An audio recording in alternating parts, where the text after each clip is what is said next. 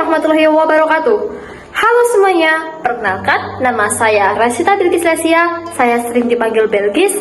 Saya absen 30 dari kelas 12-1 SMA Negeri 1 Tuntang. Kali ini saya akan menjelaskan tentang pemberontakan PKI Madiun pada tahun 1948. Pemberontakan PKI Madiun pada tahun 1948. Pemberontakan PKI Madiun pada tahun 1948 adalah upaya atau sebuah peristiwa politik yang penting dalam rangkaian revolusi kemerdekaan Indonesia. Pemberontakan PKI Madiun merupakan upaya memproklamasikan negara Soviet Indonesia oleh Musso dan Amir Saifuddin yang dilaksanakan di Madiun, Jawa Timur. Hal ini tentu dipersepsikan sebagai pemberontakan oleh Republik Indonesia, sehingga pemerintahan mengirimkan operasi militer untuk menumpas pemberontakan ini.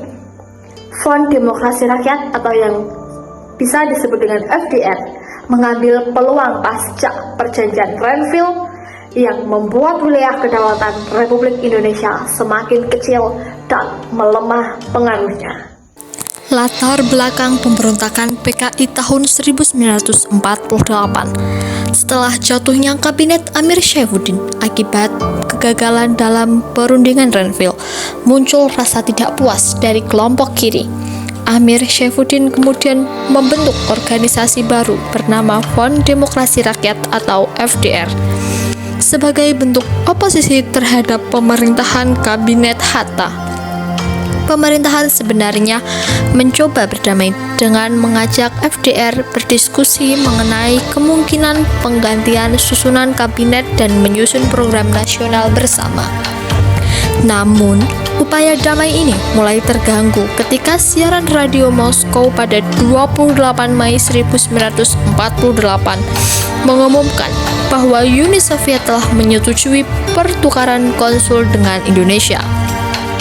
Wakil Presiden Hatta mencurigai bahwa ini merupakan langkah Soviet untuk memperkuat posisi FDR dan merusak hubungan Indonesia dengan Belanda. Akibatnya, pemerintahan menunda kesepakatan tersebut dan FDR menganggap bahwa pemerintahan Hatta memihak Belanda. Rencana reshuffle kabinet yang dijadwalkan pada 31 Mei 1948 pun gagal total. Pada bulan Agustus 1948, Musso, seorang tokoh komunis yang lama tinggal di Uni Soviet, kembali ke Indonesia dan segera bergabung dalam rapat PKI. Ia membawa gagasan jalan baru untuk Republik Indonesia yang menyuruhkan kerjasama dengan Blok Timur negara-negara komunis, menyatu kelompok-kelompok kiri dan revolusi rakyat untuk membentuk pemerintahan baru. Langkah awalnya dilakukan dengan menguasai wilayah-wilayah strategi melalui propaganda dan aksi massa. Terjadinya pemberontakan PKI Madiun tahun 1948. Ketegangan politik dan membentukkan FDR, kelompok kiri terutama PKI merasa tidak puas dengan kebijakan pemerintahan setelah jatuhnya kabinet Amir Saifuddin. Mereka membentuk Front Demokrasi Rakyat atau FDR di bawah pimpinan Amir Saifuddin dan mulai menentang pemerintah. Penolakan program rasionalisasi TNI. Pemerintahan melakukan rasionalisasi TNI yang ditolak FDR karena banyak simpatisan mereka berasal dari militer non-aktif. Hal ini memperparah ketegangan antara pemerintah dan kelompok kiri. Kedatangan Musso dan penyebaran ide komunis. Musso kembali dari Soviet dan menyebarkan ideologi komunis di Jawa Tengah dan Jawa Timur.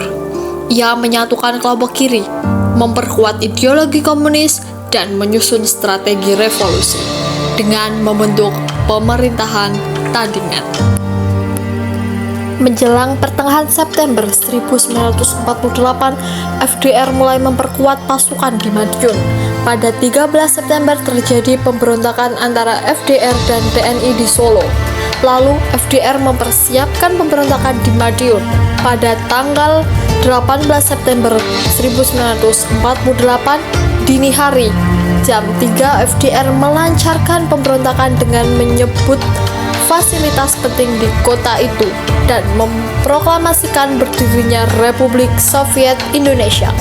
Pemerintahan dan rakyat segera bereaksi keras. Melalui siaran radio, pemerintahan menegaskan bahwa tindakan FDR merupakan pemberontakan terhadap Republik Indonesia.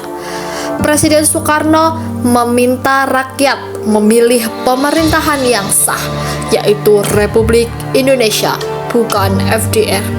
Mayoritas rakyat mendukung pemerintahan dan TNI segera melakukan operasi militer untuk menumpas pemberontakan tersebut.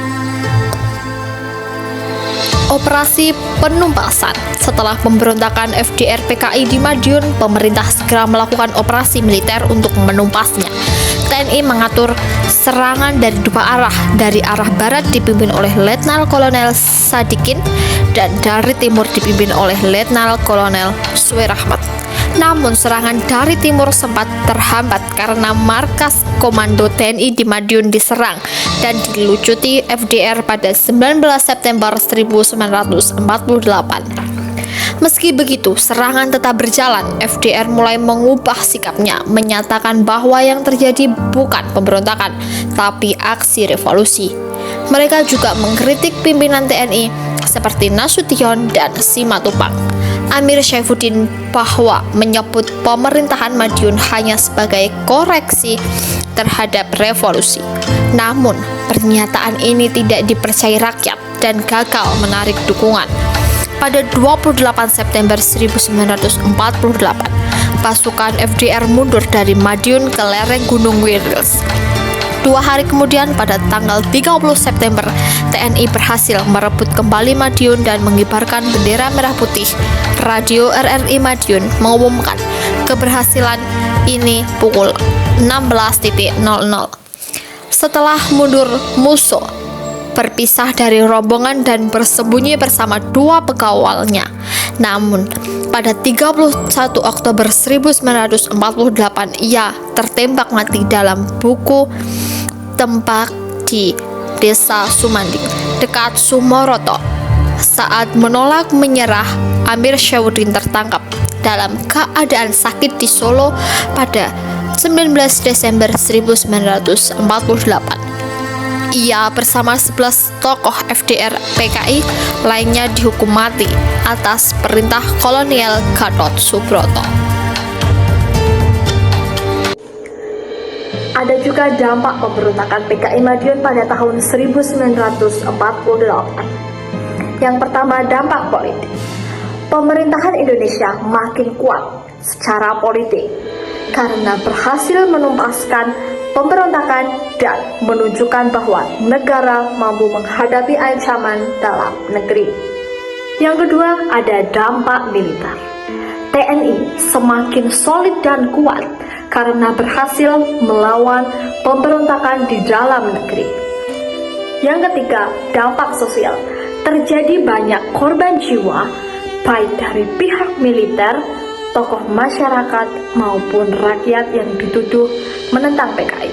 Korbannya seperti guru, wartawan, perwira TNI, dan para kiai. Yang keempat, ada dampak ekonomi.